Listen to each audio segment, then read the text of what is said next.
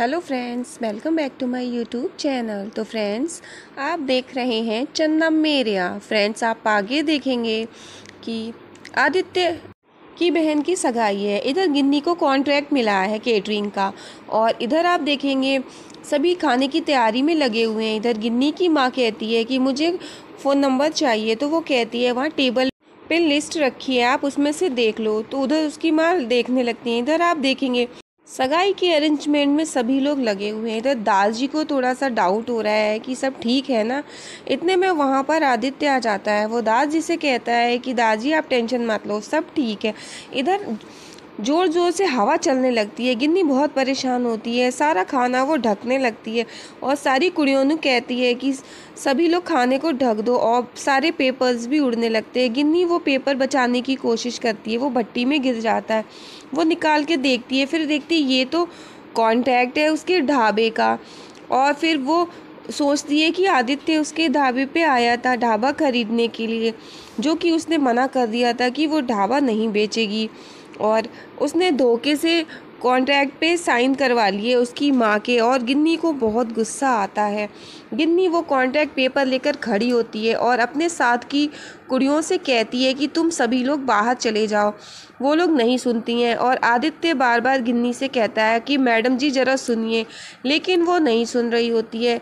तो वो अपना थोड़ा सा काम खुद करने लगता है। इतने में गिन्नी को गुस्सा आता है और वो ज़ोर से चिल्लाती है कि तुम सारी कुड़ियाँ यहाँ से बाहर जाओ।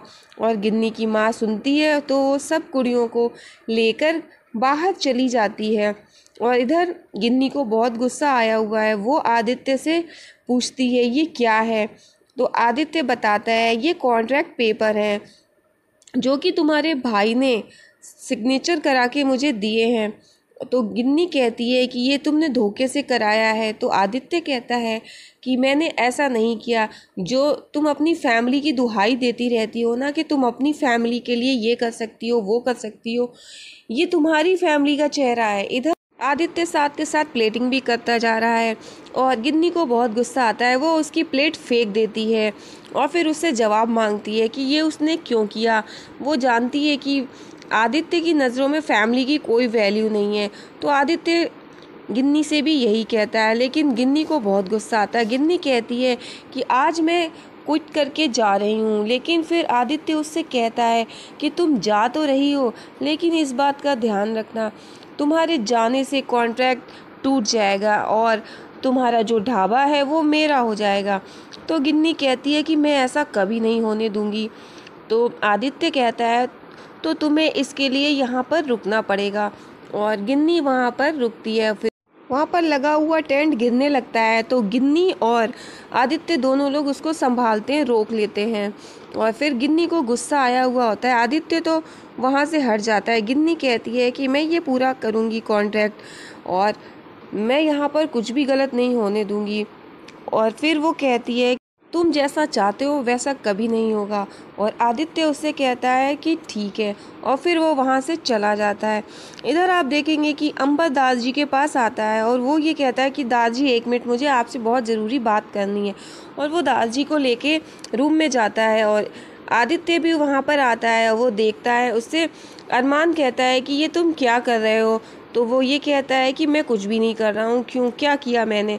इधर आप देखेंगे गिन्नी को बहुत गुस्सा आता है। गिन्नी अपने भाई से कहती है कि ये उसने क्यों किया, और फिर गिन्नी की माँ को पता चलता है कि उसके भाई ने धोखे से उसकी माँ के सिग्नेचर ले लिए हैं। और उसकी माँ याद करती है कि कैसे उसका बेटा आया और उसने कैसे उससे सिग्नेचर करा लिए। और फिर गिन्नी कहती है कि तूने ये क्यों किया, क्या ज़रूरत थी। तो फिर उसका भाई कहता है कि तू फैमिली को लेके इतना कुछ कहती रहती है, और मैं ये सब नहीं करना चाहता था, लेकिन मुझे करना पड़ा क्योंकि फैमिली के आगे भी बहुत कुछ है, और मुझे अपनी फैमिली भी देखनी थी, ढाबा भी बचाना था, और इन सब के लिए पैसा चाहिए।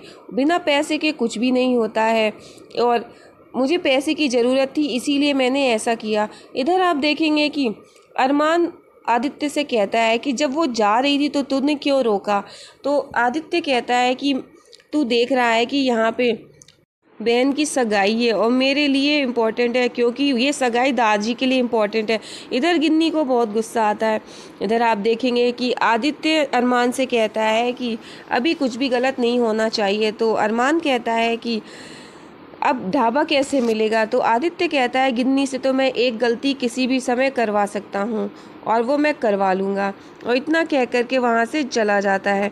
इधर फिर आप देखेंगे कि गिन्नी और उसके भाई में बात होती है और उसका भाई कहता है कि ये सब मैंने पैसे के लिए किया है। और फिर वो कहती है तुझे कितना चाहिए पैसा, मैं तुझे दूंगी, लेकिन मैं ये ढाबा नहीं जाने दूंगी और ये कॉन्ट्रैक्ट मैं पूरा करूंगी। और फिर वो उस कॉन्ट्रैक्ट को फाड़ देती है। वो कहती है कि मैं ये ढाबा तो किसी कीमत पे नहीं जाने दूंगी।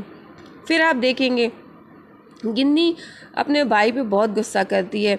इधर अंबर दादाजी को रूम में लेके गया और वो बताता है उसके सारे होटल लॉस में जा रहे हैं और उसको बहुत बड़ा नुकसान हो रहा है। तो दादाजी कहते हैं कि मुझे पहले से ही शक था कि तू ये सब नहीं कर पाएगा और ये सारे होटल्स तेरी वजह से ये सब लॉस में जा रहे हैं। इतने में वहाँ उधर आदित्य आ रहा होता है। दादाजी कहते हैं कि 20 साल पहले हमारे होटल्स अच्छे जा रहे थे, लेकिन तूने सुखुप्री हॉस्पिटैलिटी जब से स्टार्ट की है तब से ये सब होने लगा है। और जब इतना लॉस हो रहा था तो तूने बताया क्यों नहीं, और कुछ सुधार करने चाहिए थे, लेकिन ना तूने कुछ भी नहीं किया। ये सब तेरी वजह से हो रहा है। और दादाजी को बहुत धक्का लगता है, उनके दर्द होने लगता है, वो बैठ जाते हैं। तो अंबर बोलना चाहता है लेकिन वो चुप करा देते हैं। इतने में आदित्य आ जाता है। आदित्य बताता है कि उनके होटल्स में किस बात की कमी है और क्या गलती है, लेकिन अंबर आदित्य को डांटता है। वो कहता है कि तुम इंटरनेशनल लूज़र हो। लेकिन दादाजी आदित्य का फेवर लेते। वो कहते हैं 20 साल पहले तू जहाँ था आदित्य वहीं है। अब ये सब हमारे बस का नहीं रहा, लेकिन आदित्य आज का है और हमें आदित्य की बात सुननी चाहिए। लेकिन अंबर ये बात नहीं मानने को तैयार है कि आदित्य को बिजनेस की नॉलेज है। लेकिन फिर आदित्य बताता है कि वो ये सब कर सकता है, लेकिन अंबर कहता है ये बहुत बड़ा लूज़र है। दादाजी कहते हैं कि आदित्य ये तेरा प्यो है। आदित्य कहता है ये किसी के कुछ भी बनने से पहले एक अच्छे इंसान तो बन जाएं। और फिर वो कहता है कि पहले अच्छा इंसान बनना ज़रूरी है किसी के कोई भी रिश्ते में बनने से पहले। और दादाजी कहते हैं आदित्य तू अपना बता के क्या कह रहा है। और फिर वो हंसने लगता है अंबर कि ये क्या बताएगा जिसको बिज़नेस का कुछ भी नहीं आता जाता है। और वो आदित्य से बहस करने लगता है अंबर, और दादाजी की बात नहीं मानता। लेकिन दादाजी यही कहते हैं कि आदित्य को उसकी बात रखने दो। और आदित्य और अंबर में बहस हो जाती है। और अंबर को इस बात का बहुत बुरा लगता है कि दादाजी कहते हैं कि अब उसको बिज़नेस की नॉलेज नहीं रही है, अब वो पुराना हो गया है। और आदित्य और अंबर दोनों में तकरार हो जाती है। इधर दादाजी बहुत रोकने की कोशिश करते हैं। अंबर आदित्य को बहुत सुनाता है।